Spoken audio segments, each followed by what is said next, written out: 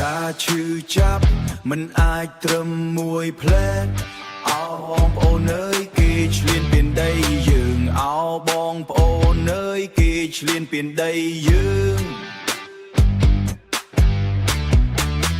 គេលួចទាំងស្រស់គេប្លន់ទាំងថ្ងៃគេលួចទាំងស្រស់គេប្លន់ទាំងថ្ងៃបងប្អូនប្រុងស្រីចូលចាំប្រវត្តិសាស្ត្រចូលចាំប្រវត្តិសាស្ត្រ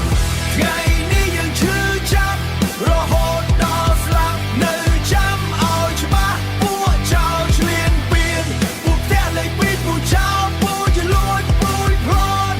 ពួកនេះវាអន់គឺពួកផ្ទះលេខពីពួកផ្ទះលេខពីយើងគួរចងចាំផ្ដាំតកូនចៅផ្ដាំតកូនចៅថាចោលចិត្តខ្លៅចោលខ្មាំងខូខើលួចដីគ្រប់ជំនាន់យើងគួរចងចាប់រហូតដូនចៅថាចោលចិត្តខ្លៅចោលខ្មាំងគ្រប់ជំនាន់ថាចោលចិត្តខ្លៅចោលខ្មាំងខូខើលួចដីគ្រប់ជំនាន់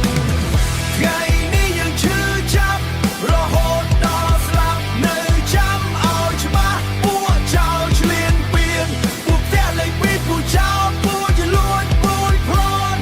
ពួកនេះវាអន់គឺពួកផ្ទះលេខពីពួកផ្ទះលេខពី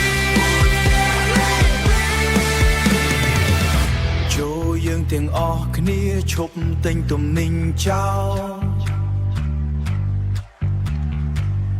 ឈប់ទិញថ្ងៃនេះរហូតដល់ស្លាប់ព្រោះការឈឺចាប់ដល់កូនចៅជំនាន់ក្រោយ